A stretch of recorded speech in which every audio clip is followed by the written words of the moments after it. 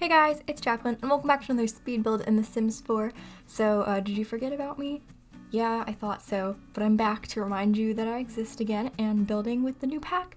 Wow, can't believe that happened. I am very, very excited about this pack. We will get into it in just a second, but yeah, like I implied by the fact that I said I'm back, I once again have gone on about like a month-long hiatus for no apparent reason.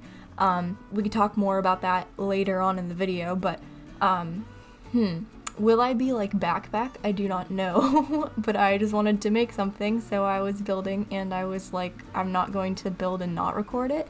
I mean, I have been building like intermittently, I just haven't really finished any project, so I wasn't like able to make videos out of any of them, so that's been the main reason. For some reason, I just want to build really big things, but then like, I kind of lose stamina for them, and so then I never finish anything. It's a real problem. I have it a lot, and then I have to steer myself back to smaller stuff so I can make videos out of it and actually finish projects, etc., etc., but that's, you know, a problem for another day. Today, we have a somewhat large project. It was just 2 houses, and they were both pretty small, so it's not that big of a deal, but I had a lot of fun with this build. Hopefully you guys like it. Basically, the premise is 2 townhouses. Wow, who saw that one coming? I have a bit of a thing for like tall, skinny houses in rows, so that's what we're doing today.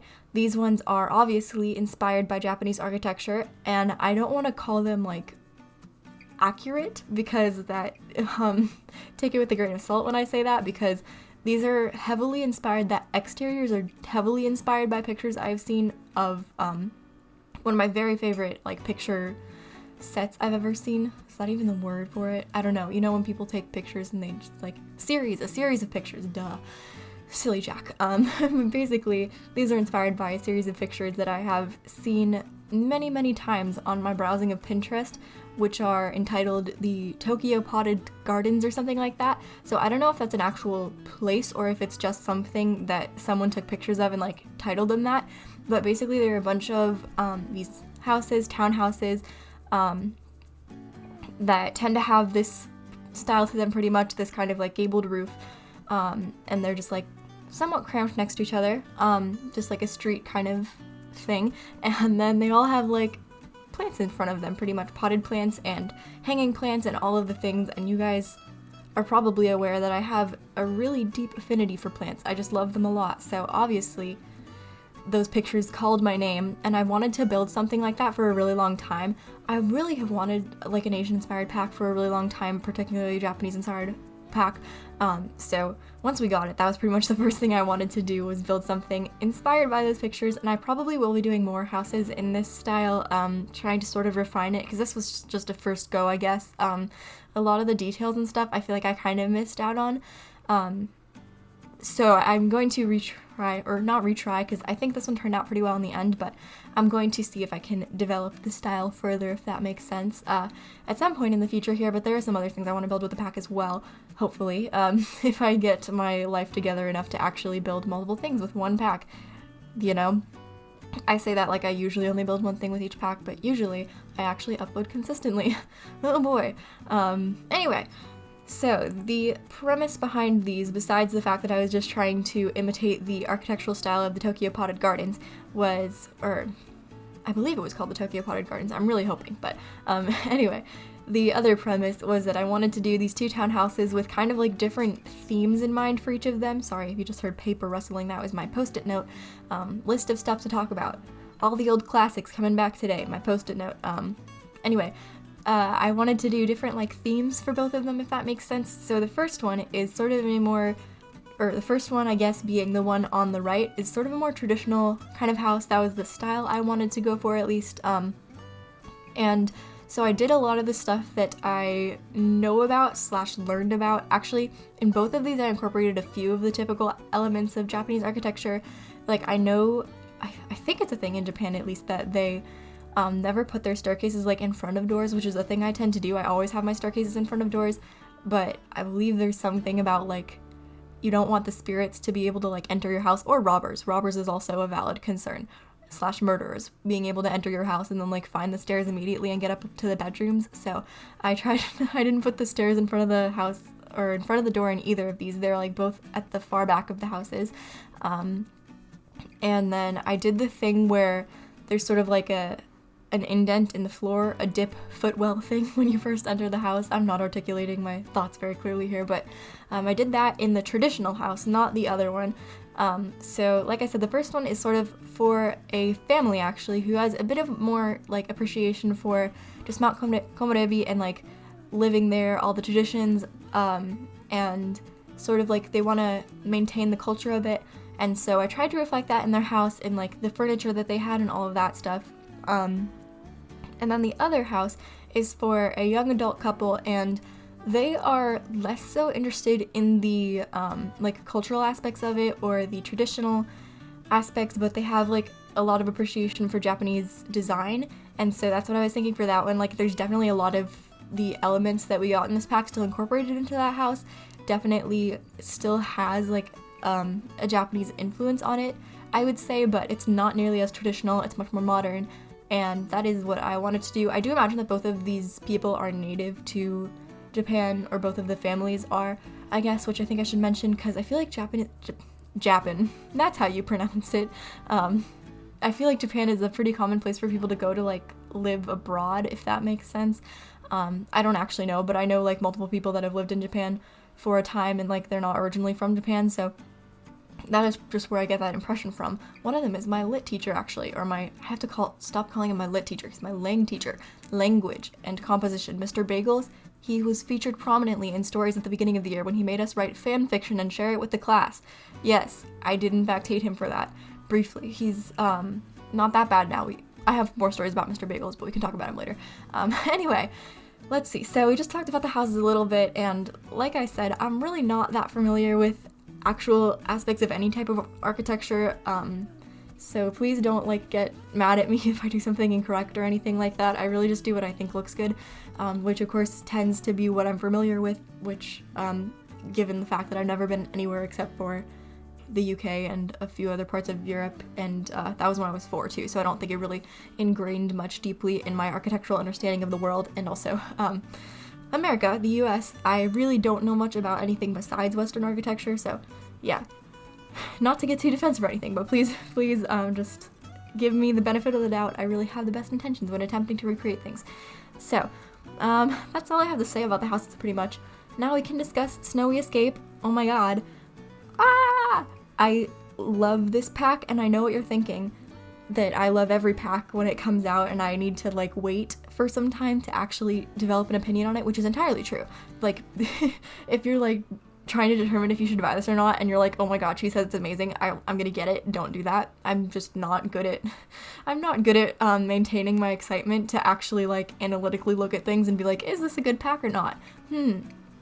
And so that's a thing. I've seen some people, so one thing that is interesting is that some people are saying it's like island living, in that like it's a good pack, but it's not really an expansion pack or whatever like qualifies an expansion pack, which is a thing to say about it. I don't know if I agree necessarily. I haven't, to be fair, done much gameplay. I never really do much gameplay. I did do a little bit actually. I played a few hours on like the slopes and playing around with the cultural aspect of things, because that was something I was really excited about. I've talked about this before. It's definitely not an uncommon perspective to have on The Sims, but the desire for something besides like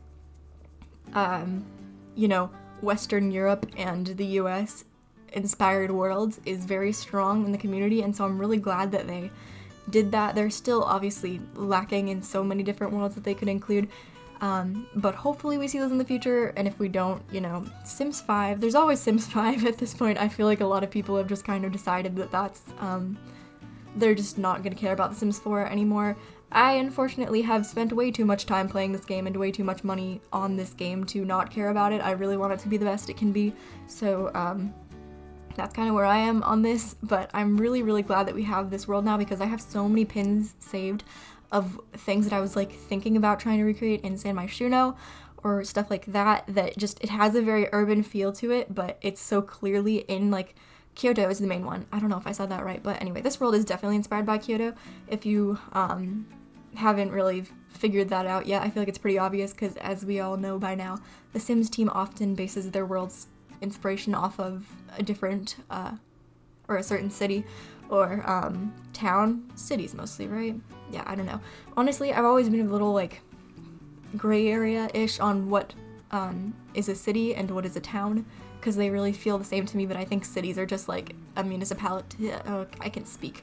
They're just more legal or technical. Anyway, I don't think you guys care about that. So let's discuss what really matters to me about Snow Escape, which is obviously the building stuff, because we know me, I'm a builder.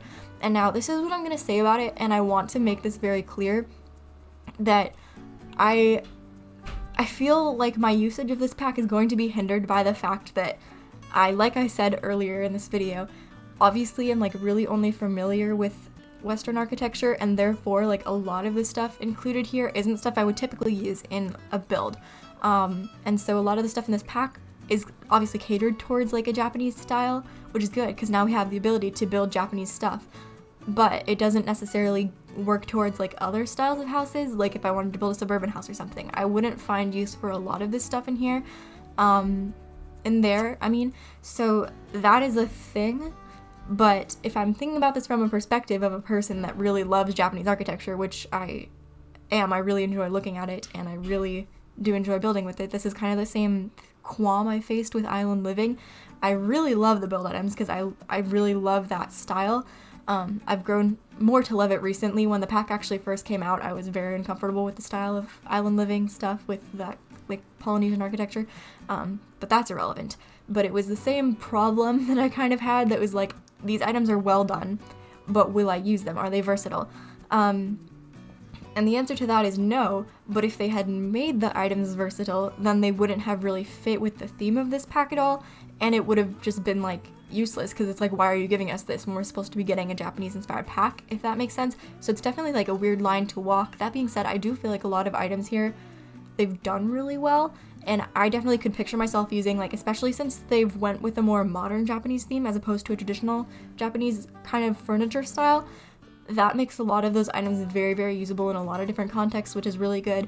Like, minimalism is just very embraced by all of those items, which is certainly like also an aspect of Japanese design, obviously, so it makes sense, but it also makes them pretty easy to use, as opposed to like if they had decked them out with a lot of super traditional Japanese kind of things, then it would have made them very difficult to put in any build that wasn't supposed to be Japanese inspired. But that said, also, I feel like it kind of sucks because it's sort of difficult to recreate an actual Japanese or like traditional Japanese home. So that is kind of another consideration, I guess, but it is obviously always going to be trade-offs when they're deciding on themes and types of items, etc. to include in a pack. So that's kind of like where I fall. I think the build items are really well done. I'm already having so much fun building with them and in this style. I cannot wait to like get better at it, and yeah, overall I give this pack a very good ranking. It's definitely still like, there are so many other packs I would say I don't know about so many other packs, but it doesn't necessarily like reach my top 10, which I'm seeing top 10. That 10 was such an arbitrary number, and it does in fact reach my top 10, in case anyone was wondering. It doesn't reach my like very favorite packs, which I have seen a lot of people saying that it does, but I'm assuming that those people also like care more about like gameplay and stuff. Also the Create Sim items for this pack are really nice. I love the hairs a lot, and the clothes, they're very good. I just love them a lot. They have a very nice like cozy aesthetic to them. That was another thing I want to talk about with this pack. Oh my god, I'm so all over the place. I'm sorry. I haven't done a voiceover in like a month. It's my fault. Click off the video if I'm annoying, which is probable. But basically, I was kind of worried that they were going to like not fully flesh out the idea of introducing a Japanese culture into the game, because they were like trying so hard to focus on the snow aspect of things, and I think that's interesting. It was such a weird combination to me of like things to put together. I think they did it well overall, but I'm fascinated by the decision to do that in the first place, I guess is what I'm trying to say here. And I think it was a risk, because if they had like not focused enough on one thing or not focused enough on the other thing, then you would have ended up with a pack that just like nothing was fully good, you know, but I think that both aspects of it seem pretty nice. That's just where I fall, at least from, like I said, I must reiterate, limited amounts of gameplay. I'm sorry, I really want to make it clear that, like, you shouldn't base your buying decisions off of me or anything, not that I think anybody is, because obviously many people have thrown their opinions on this pack out into the void at this point. I'm a little late to the party. So that's pretty much all I have to say about Snowy Escape. Solid pack overall. I'm very happy with it, and I think it goes really well with the most recent packs, so that's also a plus. And now we can move on to what else is on my post-it note. Oh yeah, okay, here we have my bullet point list. The next item is the YouTube thing, which is a recent development in YouTube land. Basically, I'm not really sure of the exact details because I really only see this on Twitter. I haven't seen like the official statement or anything, but essentially YouTube has made it so that they can put ads on videos that aren't from creators who are monetized. So that would be like me. Like, I'm not monetized. If you don't know, if you're not a YouTuber, because I have to stop assuming that everyone that watches my videos are YouTubers, because I kind of do that because in like small SimsTuber land, you know, it's like pretty much the only people that watch your videos are like other YouTubers, which is really nice because you have like a little community of people that are all in the struggle bus together. But I don't know, I feel like there's a fair amount of people here now who are not YouTubers, so I'll just explain this for you. Essentially, in order to get your videos monetized, you have to have 1,000 subscribers and you have to have gained 4,000 watch hours within the past 12 months. So like within the past year, people have to have spent 4,000 hours watching your videos. And so that is like those are the requirements basically for doing that. Now it's, believe it or not, like very difficult to do those things. I'm not even close to reaching the 4,000 hours actually. I believe I have like 3,000 maybe. So yeah, if anyone wants to go and binge watch my videos, that would really help me out. 2 thumbs up. I'm kidding, obviously, unless you want to, but I don't think I could take that much of me in one go. But anyway, so basically those requirements are kind of like difficult, and it's really frustrating to small creators, obviously, who like want to monetize their content. I don't really care that much about mine, so it's not really a big deal for me. But a lot of people go into YouTube like thinking it's gonna be easy to pass those requirements, and then it's really not. And so it's a frustrating like cycle, I guess, that it takes to go through to make videos and like get them, and you don't really get anything out of them except for like the fun of making them, obviously. But it's kind of fine because YouTube isn't making money off of your videos, you know? But now YouTube is essentially saying, we're going to monetize your videos, we're going to be making money off of them, but you don't get to make any money off of them, even though you were putting in the same amount of effort as you were when you were monetized. Or if you were monetized, like, you're still putting the same amount of effort, you know? So it's kind of a dumb thing, in my opinion, for them to do, and I don't know if they're doing, like, they're monetizing every single person's video. Like, if you saw an ad on my video, I would guess that means they're literally putting ads on everybody's videos. The way I'm thinking about it now, from like a mostly business perspective, would be that there are probably some people who are like relatively successful YouTubers that haven't joined the YouTube partner program for whatever reason, and if they haven't joined the partner program, then there's not ads on their videos, which means YouTube doesn't make any money off of them. So if then YouTube says, okay, well, we don't care if you're in the partner program or not, we're going to still put ads on your videos, then YouTube makes a significant amount of money off of those videos, even though the person isn't in the partner program. So that's what I'm thinking would be like the most practical application of it. But that said, there's like so many small creators on YouTube. So if they were able to like monetize every single one of those creators, and those creators didn't even get like any cut of it, YouTube would be making like a bunch of money from that. So that's just dumb and taking advantage, I feel, of people that, like, you know, YouTube isn't really going to listen to small creators because they don't hurt that much if they leave the platform. Or if some of them do, because most people, I feel, are still going to stay on, you know? So that's a thing that's happening. I'm kind of frustrated by it, but I really don't care that much. Like, it's not that big of a deal to me, but I think it's just more demonstrative of YouTube's attitude as a whole towards creators, and like they don't really care about them unless you're making them a lot of money, which is kind of problematic, not gonna lie. Anyway, that's my little spiel about YouTube for the day, I guess. Let's see, what else do we have to talk about? Oh yeah, okay, so here's my next topic of conversation today. In my Spanish class, my teacher was like, for homework today, we're gonna do something interesting. We're not gonna do our regular 2 hours of busy work. No. You're gonna make a presentation about your dream living location. Where do you want to live? And you're gonna just give us a nice little oral presentation about why you want to live there, etc., etc. Very exciting stuff. It's really not hard, actually. It should take like half an hour maybe, except that it's not going to take me half an hour. You want to know why? I'll tell you why. Because I don't know. I'm having an entire identity crisis about this. Like, where do I want to live? I don't know. I really, So, let's just flesh out this issue a little bit here, because I know you guys care a lot about what's going on in my Spanish class and stuff. This has nothing to do with Spanish, realistically, but I am just thinking about it and trying to figure out, realizing actually, this is bringing light to the fact that I have no idea what I want to do with my life, or what direction I'm going in, or anything like that, which is just very easy to get stressed out by, so, whatever, it's fine. I'm sure that was not Serena. Oh my god, I was trying to say Senora, and I said Serena. That's not how it works. I also probably shouldn't have said her name anyway. Dumb. Stupid. Yeah, anyway, I'm sure that was not her intention to make us freak out about our futures, but it is what is happening here. So, let's see.